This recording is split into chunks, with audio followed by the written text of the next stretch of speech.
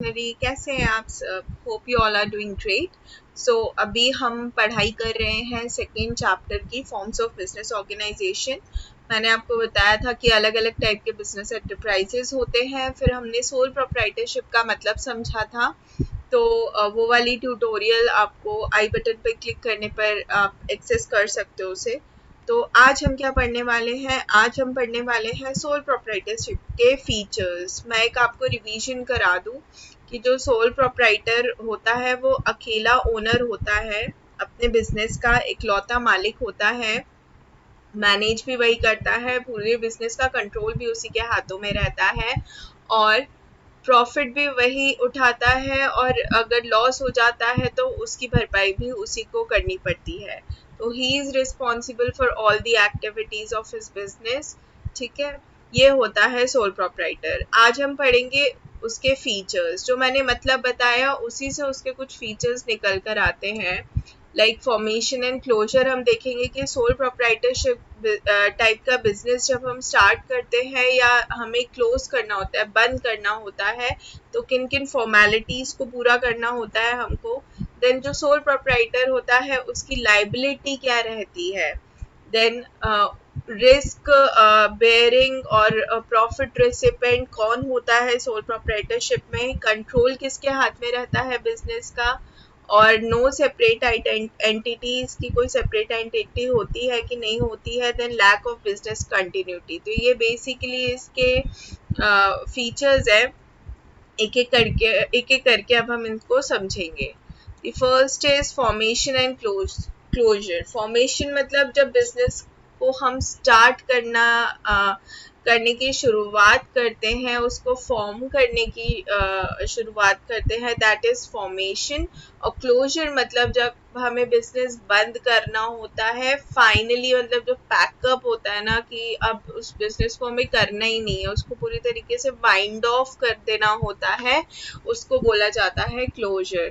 तो अब sole proprietorship में फॉर्मेशन एंड क्लोजर में क्या होता है, देखिए। सबसे पहली बात तो कोई ऐसा गवर्नमेंट ने लॉ नहीं बनाया हुआ है सोल प्रोप्राइटरशिप के लिए, तो कोई सच लीगल फॉर्मेलिटीज नहीं रहती हैं। बहुत कम बिजनेस होते हैं जिसमें हार्डली कोई लीगल फॉर्मेलिटीज रिक्वायर्ड होती है, नहीं तो आप वो ऐसे ही शुरू कर सकते हो। वो डिपेंड करता है बिजनेस टू बिजनेस टाइप्स में। अभी मैं उसके एग्जांपल्स भी देने वाली हूँ आपको। देन कुछ केसेस में जैसे मैंने बताया लीगल फॉर्मेलिटीज होती है, तो लीगल फॉर्मेलिटीज किसके एस्पेक्ट में होती है, लाइसेंस लेने पड़ते हैं हमें कुछ तरीके के, ठीक है, टैक्सेस, और उन सब के लिए हमें अलग अलग आइडेंटिफिकेशन नंबर्स लेने होते हैं, है ना। अपने बिजनेस को रजिस्टर कराना होता है, हमें नगर निगम में रजिस्टर कराना होता है, शॉप इस्टेब्लिशमेंट एक्ट में रजिस्टर कराना होता है। तो अभी मैं उस चीज़ पर आ रही हूँ। तो बेसिकली कुछ ऐसा कोई लॉ नहीं बना है जो सोल प्रोप्राइटरशिप को गवर्न करता हो, उसके लिए बेसिकली कोई पर्टिकुलर लॉ नहीं बना है। आप हार्डली बिना फॉर्मेलिटीज़ के अगर आपको छोटा सा बिजनेस स्टार्ट करना है, बेसिकली ये छोटे बिजनेसेस के लिए ही प्रेफरेबल होता है हमेशा सोल प्रोप्राइटरशिप। इसलिए आपको कोई बिजनेस स्टार्ट करना है तो बहुत ही कम लीगल फॉर्मेलिटीज से आपको गुजरना पड़ेगा, इतने ज़्यादा चक्कर नहीं काटने पड़ेंगे इधर उधर के।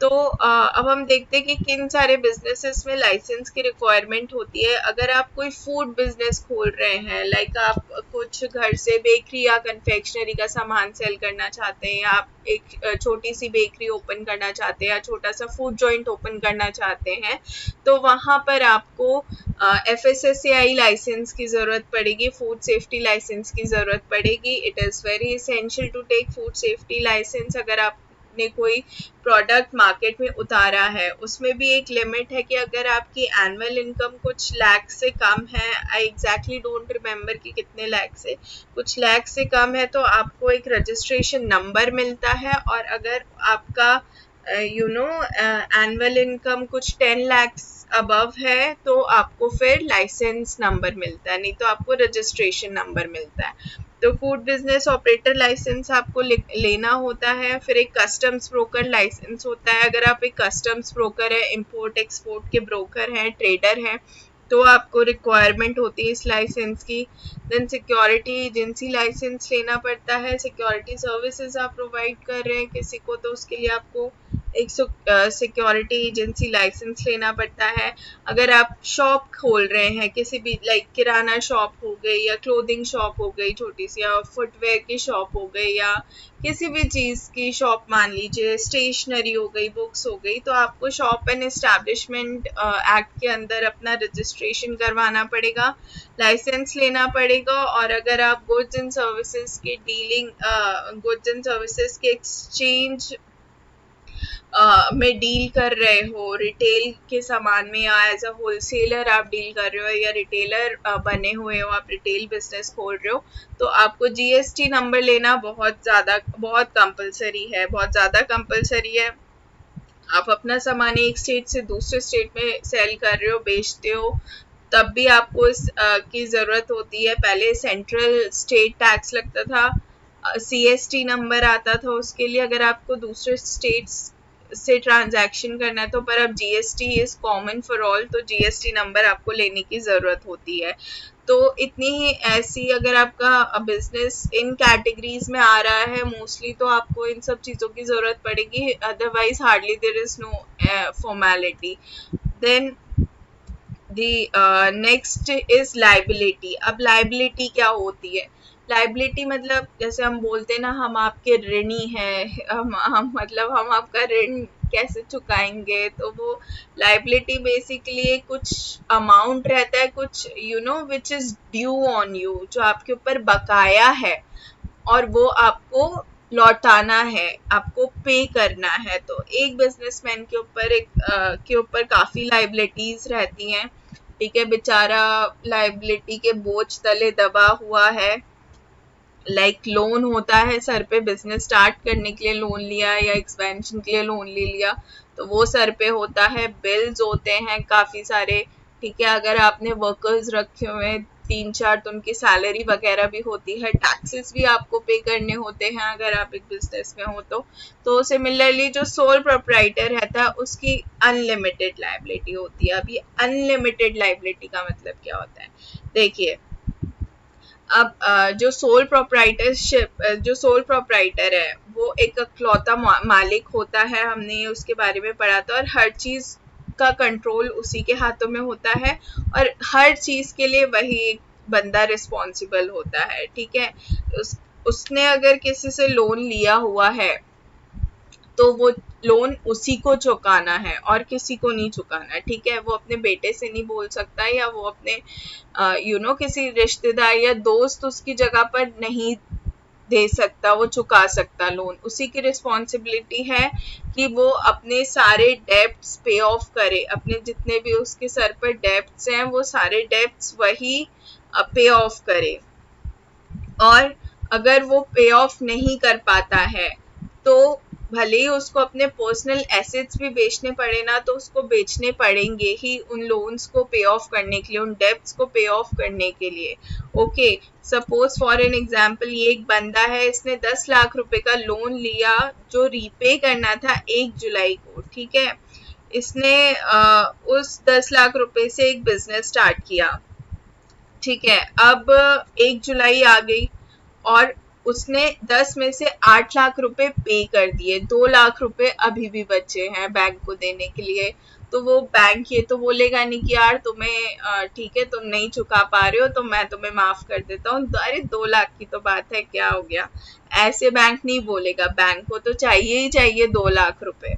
और ये हुआ कि उसको इस साल बिजनेस में बिल्कुल भी फायदा नहीं हुआ, उसको लॉस हुआ, उसके पास बिल्कुल भी पैसे नहीं बचे हैं लोन चुकाने के लिए। उसने अपने बिजनेस के एसेट्स भी देखे, बिलोंगिंग्स भी देखी, जैसे फर्नीचर देख लिया, ठीक है, थोड़ी बहुत उसके पास कंप्यूटर वगैरह रखा था, ये सब उसने वैल्यूएशन किया इस चीज का, और उसने कीमत निकाली तो कुछ 20-30 हजार रुपए ही उसके पास बिजनेस में से निकल के आ रहे थे। पर लोन की अमाउंट जो उसको चुकानी थी वो थी 2 लाख रुपए। अब उसको क्या करना पड़ेगा? उसने क्या किया, अपनी पर्सनल कार बेच दी पैसे लेने के लिए।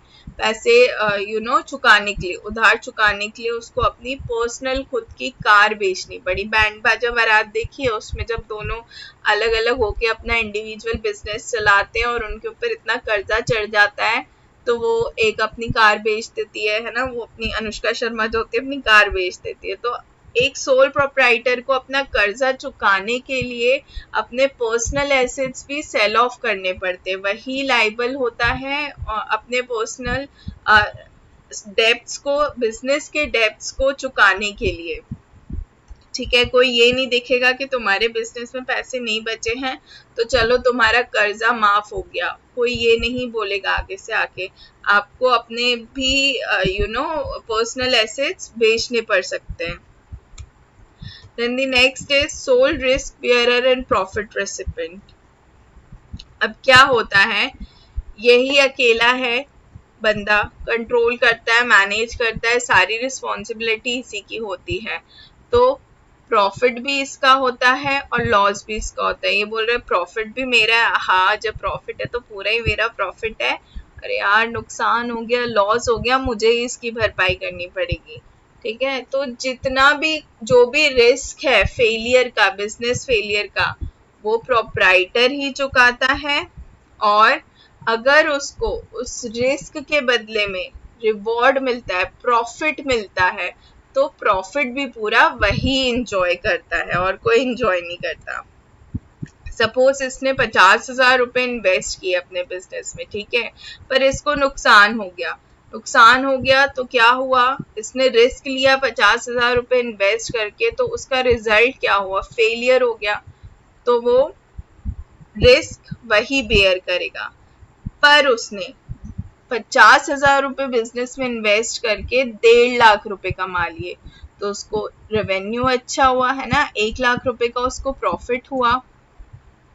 तो प्रॉफिट उसको, ये उसने एक रिस्क लिया था कि मैं यार 50,000 रुपए इन्वेस्ट कर रहा हूँ, कहीं डूब ना जाए, पर उसका बिजनेस अच्छा चल पड़ा, तो उसको उस रिस्क का रिवॉर्ड क्या मिला, प्रॉफिट मिला, जो उसने अकेले एंजॉय किया 1 लाख रुपए। तो he is the only risk bearer and profit recipient of his business. Then है कंट्रोल। अब इस बिजनेस का सोल प्रोप्राइटरशिप का कंट्रोल किसके हाथों में रहता है, तो यही राजा बाबू होते हैं अपने बिजनेस के, यही राजा साहब होते हैं और ये बोलते हैं सब कुछ मेरे कंट्रोल में है, everything is under my control, Baahubali हूं मैं यहाँ का। ठीक है, इनके पास पूरा राइट रहता है कि ये अपने तरीके से बिजनेस चलाएं, इनको किसी की एडवाइस लेनी है नहीं लेनी है, फॉलो करनी है नहीं करनी है, ये सब इन्हीं पे डिपेंड करता है। ठीक है, इनके पास ये भी राइट रहता है कि वे ये सारे बिजनेस रिलेटेड डिसीजंस अकेले ले ले। ठीक है, कोई इंटरफेयर नहीं कर सकता इनके प्लान्स में, इनकी एक्शंस में, बिजनेस की फंक्शनिंग में। इनको जैसे बिजनेस रन करना है ये कर सकते हैं, जैसे चलाना है, बिना किसी के रोक टोक के, बिना किसी के चूचा किए, बिना किसी के इंटरफेयर किए, ये अपना बिजनेस अपनी मर्जी से चला सकते हैं। हाँ, ये होता है कि ये हेल्प के लिए बिजनेस रन करने के लिए, भले आपका छोटा सा बिजनेस है, एक चाय वाला भी होता है, एक ठेले वाला भी होता है, तो वो एक हेल्पर रखता है अपने साथ। तो you need help, you can't do everything alone. ठीक है, आप अकेले सब कुछ नहीं कर सकते अपने बिजनेस में, आपको लोग चाहिए होते to manage and to help. पर स्टिल जो अल्टीमेट कंट्रोल होता है, वो लोग किसके हिसाब से चलते, इनके हिसाब से चलते, इनके इशारों पे चलते। जो ये बोलते हैं कि यार मेरा बिजनेस मैं चाहता हूँ ऐसे करो, ये काम इस तरीके से करो, तो उन्हें वैसे ही करना पड़ेगा। मतलब total ultimate control remains with him, इन्हीं का पूरा कंट्रोल रहता है। The next is no separate entity. अब ये बिजनेस है और ये बिजनेसमैन है और ये इससे कह रहे हैं जो मेरा है वो तेरा है, जो तेरा है वो मेरा है, मतलब हम दोनों एक ही हैं, कोई अलग अलग नहीं है। वैसे ये रूल होता है ना अकाउंटेंसी में, हम ये पढ़ते हैं business is a separate entity and businessman is a separate entity, ये दोनों अलग अलग होते हैं ना। बट सोल प्रोप्राइटरशिप में क्या बोलते हैं, ये बोलते हैं कि ये दोनों एक ही है, मतलब business is equal to businessman. Okay, law इन दोनों के बीच में डिफरेंस नहीं रखता है, एक ही है ये। फिर बिजनेस में जो भी एक्टिविटीज हो रही हैं, बिजनेस में जो भी सही गलत होता है, लॉ किसको रिस्पॉन्सिबल मानता है? सोल प्रोप्राइटर को ही रिस्पॉन्सिबल मानता है। जो बिजनेसमैन है, जो ओनर है, वही रिस्पॉन्सिबल है जो भी बिजनेस में जिस टाइप की एक्टिविटीज कंडक्ट होती हैं। अगर कुछ गलत होगा तो भी इसी को ही ब्लेम किया जाएगा, और अगर कुछ अच्छा होता है, सही होता है, तो क्रेडिट भी इन्हीं को ही दिया जाएगा। Next is lack of business continuity. Lack of business continuity मतलब एक बिजनेस चल रहा था, अब चलते चलते बंद हो गया। अब बंद क्यों हुआ? ये देखो, एक तो ये अकेले होते हैं, जो ओनर होते हैं, मैनेज भी खुद ही करते हैं, कंट्रोल भी इन्हीं के हाथ में रहता है, सब कुछ मतलब अकेले ही ये खाते पीते हैं, ठीक है, मतलब फैमिली के साथ शेयर करते हैं बट नॉट लीगली।